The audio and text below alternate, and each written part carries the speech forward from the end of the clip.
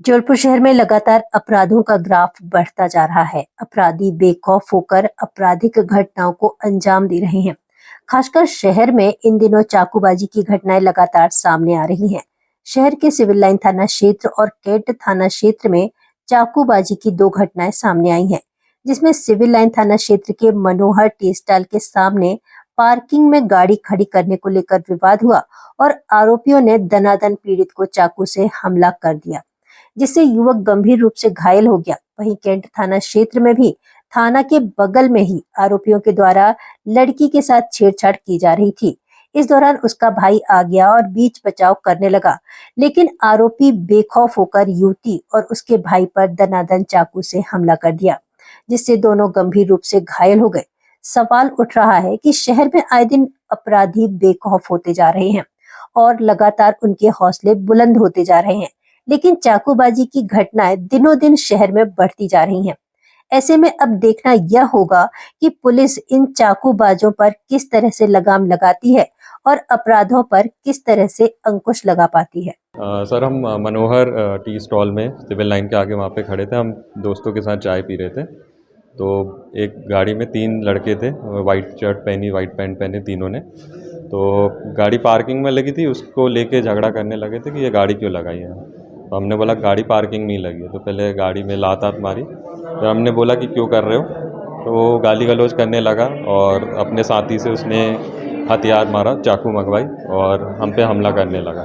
तो हम 4 लोग थे, हमने अपना बचाव किया, बट वो लोग हमला करते ही रहे। तो हमारा जो साथ वाला था भाई, उसको चाकू लग गई है पसली में, और उसके बाद भी उन्होंने नहीं माना, काफ़ी तमाशा किया। हमने अपना बचाव किया, वो वहाँ दुकान में भी उन्होंने काफ़ी तोड़फोड़ की ऐसा, और उसके बाद वो लोग निकल गए, भाग गए, और हम डायरेक्ट थाने में जाके हमने कंप्लेन कराई।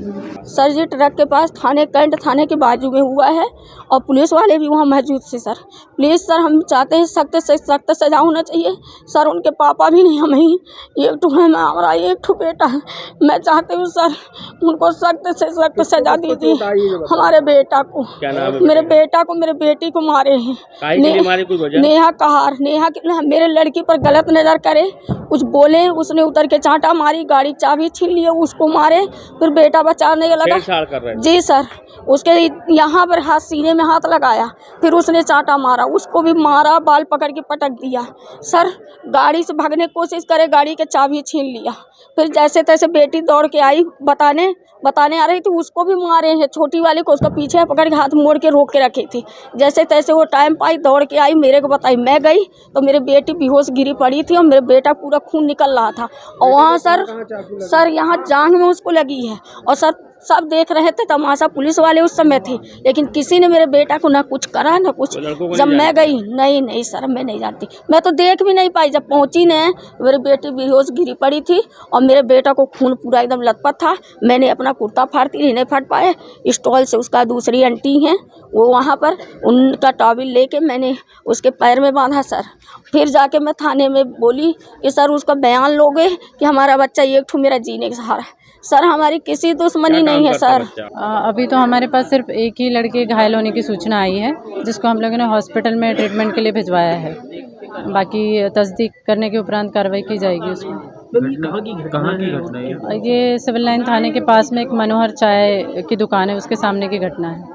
क्या विवाद? 3-4 लड़कों के द्वारा आपसी कुछ विवाद हुआ है, जैसा हमको जानकारी मिली है अभी, और उस विवाद को चल के ही इसमें चाकूबाजी की घटना हुई है। बाकी पूरी जांच उपरांत फिर कार्रवाई की जाएगी।